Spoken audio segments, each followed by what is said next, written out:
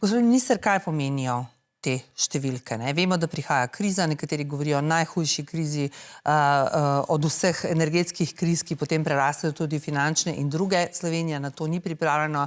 Opozicija, ki zdaj bo prevzela vlado, govori o pogorišču, ki ga puščate za sabo. Kakšno je realno stanje? Realno stanje slovenskih javnih financ nikakor ni katastrofično. Smo še vedno, tudi sedaj, ena boljših držav znotraj Evropske unije. Kot finančni minister pa nikoli ne morem biti zadovoljen. Veliko rezerv vedno je. In na to tudi opozarjam, sploh v tem kontekstu, kot ste omenili, torej krize. Tako je, ne, da prihaja, imamo novo krizo. Ves čas tudi govorim, da pravzaprav že od covida naprej se krize ponavljajo ena za drugo. Sej ves čas so krize, prva energetska kriza konec 2022-2023, največje poplave v zgodovini Slovenije, zgodovinsko največja inflacija v evroobmočju, zdaj nova kriza trgovinske vojne. Pravzaprav vse to kaže na to, da moramo države še bolj skrbno ravnati s svojimi javnimi financami, ker moramo namreč puščati prostor za nepredvidljive dogodke, za katere upam, da zdaj vsi vemo, da bodo tudi sledili v prihodnje. Žal živimo v takem svetu.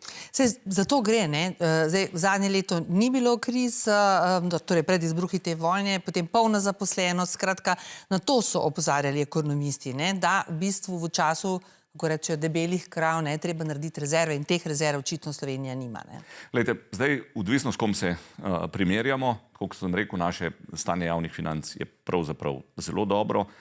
Jaz vedno operiram z številkami in seveda finance so stvar številk, ne stvar interpretacij. Ko smo mi prevzeli to vlado, torej sredi leta 2022, je bil recimo primanjkljaj v tistih 2 letih prejšnje vlade, je bil obe leti, COVID je bil, seveda je bil primanjkljaj visok, ampak je bil primanjkljaj višji, kot je bilo povprečje evropskih držav. Vsa 4 leta mandata te vlade je primanjkljaj tudi lani nižji od povprečja evropskih držav. In tudi dolg, ne, mi smo od leta, tukaj imam podatek, dolg merjen v odstotku od BDP od konca leta 2022 do konca leta 2025 znižali iz 72,8 odstotkov BDP-ja na 65,7, torej za dobrih 7 odstotnih točk BDP-ja. Znotraj EU-ja se je pa v tem obdobju znižal povprečni dolg sektorja država samo za 0,7 odstotne točke. Torej bistveno hitreje smo zniževali dolg kot povprečje v Evropski uniji. Pa da vlada je imela optimistične napovedi, načrtovala je bistveno nižji primanjkljaj, ne? Zdaj ta primanjkljaj, fiskalni svet stvari, če ne bo ukrepal, ne? Vemo, kaj ukrepi pomenijo, varčevanje, ne? Pa bomo leta 2028 dosegli 5 odstotkov celo. To so res visoke številke. V lanskem letu je bil primanjkljaj praktično tak, kot smo ga napovedovali. V skladu z zakonom o fiskalnem pravilu moramo do konca meseca poslati dokumente v Bruselj, tako kot vse evropske države. Zato smo tudi na začetku aprila na seji vlade te dokumente obravnavali in znotraj tega je Ministrstvo za finance opozorilo, da po spontanem scenariju, to pomeni, če se nič ne spremeni, pa gre trošenje naprej kot je, bomo presegli teh 3 odstotke. Zaenkrat zadnji podatki kažejo 3,4 odstotke in smo glede tega še bolj pesimistični kot fiskalni svet. Fiskalni svet je namreč v svoji oceni povedal, da bomo v letu 2027 presegli 3 odstotke. Mi smo glede tega bolj pesimistični ali pa, če hočete, bolj konzervativni. In seveda, ne, predvsem recimo veliko kritik zdaj poslušamo o tem, kakšne javne finance puščamo.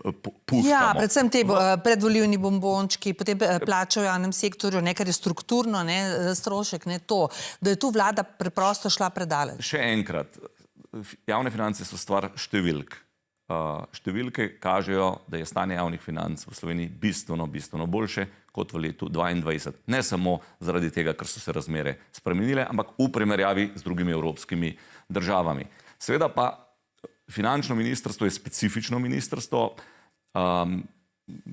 Tudi na nek način volitve ne vplivajo bistveno na delovanje finančnega ministrstva. Ljudje na ministrstvu so izraziti profesionalci, seveda ima vsak svoje politične prioritete. Ko en del vlade pravi, gremo božičnico, finančno ministrstvo pravi ne, ali kako? Deluje profesionalno in v tem kontekstu tudi opozarjamo na gibanje stroškov. Dejstvo je, da gibanje stroškov kaže da moramo določene stroške oziroma odhodke v letošnjem letu znižati. In ne glede na to, da se menja vlada, da prihaja nova vlada, bo Ministrstvo za finance do zadnjega dne delalo tisto, kar Ministrstvo za finance mora delati. Marsikdo bi rekel, zdaj eno mesec, tudi jaz slišim te kritike tudi znotraj vlade, zakaj en mesec, preden se zaključi vlada, naj se nekdo drug s tem ukvarja. Ne, ker je to odgovoren odnos do javnih financ. In tako kot sem rekel, številke nikakor niso katastrofične, kar pa seveda ne pomeni, da se ni treba resno lotiti odhodkov in jih znižati povsod tam, kjer se da, predvsem pa tam, kjer so najbolj narasli. Vi ste rekli, a lahko pa veste, katera področja, ko ste že ravno načeli, kje bi bilo treba varčevati? Zdaj, kar se tiče stroškov dela, so najbolj narasli na področju šolstva in zdravstva, torej v segmentu nižjega, srednjega in visokega šolstva in področju zdravstva. Gre za predvsem tisti del plačne reforme, tako imenovan mehek del. Torej tisti del, ki je v rokah predstojnikov, torej kakšna izredna povečanja, izredne nadure, plačevanje tega.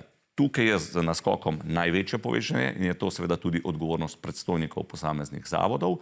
Drugo je, še vedno rastejo po naši oceni prehitro stroški za zdravstvo.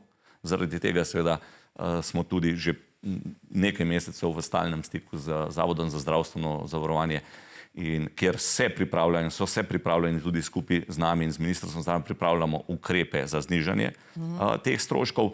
Potem so seveda stroški za obrambo, stroški za recimo javni potniški promet, približno 360 milijonov letno so že stroški javnega potniškega prometa. To govorite o teh kartah, vozovnicah, ki so za brezplačne? Zastonj prevozi za upokojence, v večji meri za dijake, vseh teh. In tukaj vi vidite rezerve? Govorimo o tistih stroških, ki so v zadnjih letih najbolj narasli. Zdaj, mi nismo kot Ministrstvo za finance nobenega resorja izrecno pozivali, kater strošek naj zniža. Smo pa vse pozvali, da je pač treba odgovorno se lotiti odhodkov. Videli smo, odgovor je že prišel iz Zavoda za zdravstveno zavarovanje, še od koga, če lahko na kratko poveste, in v kolikšni meri so upoštevali ta vaša navodila, priporočila, pozive, da naj skrčijo stroške ti proračunski uporabniki? Zdaj, mi smo nek prvi krog naredili, določeni resorji so dali zelo, z vidika ministra za finance, kvaliteten odgovor, določeni pa sploh niso dali nobenega odgovora, oziroma določeni proračunski uporabniki so javno povedali, da rezerv ni. Izrazito me moti, da tudi po volitvah imam občutek, kot da še vedno traja predvolilni boj. Pa ne govorim samo o tem famoznem interventnem zakonu, o katerem sicer tudi lahko kaj rečeva, ampak govorim predvsem o tem, da recimo gospod Lotrič, predsednik državnega sveta, je en glavnih kritikov in takoj potem, ko je Ministrstvo za finance poslalo poziv proračunskim porabnikom, da pričakujemo ukrepe za znižanje odhodkov, je povedal, ko sem si zapisal, volitve so mimo, rezati je treba. In kasneje, par dni za njim, njegova generalna sekretarka, bom prebral, nismo predlagali nobenega ukrepa, ker so nam v zadnjih letih že zmanjševali proračun in nimamo prostora za dodatno krčenje. In grem nazaj na številke. Slovenski proračun se je od leta 2022, realizacije do leta 2026, povečal za 29 odstotkov.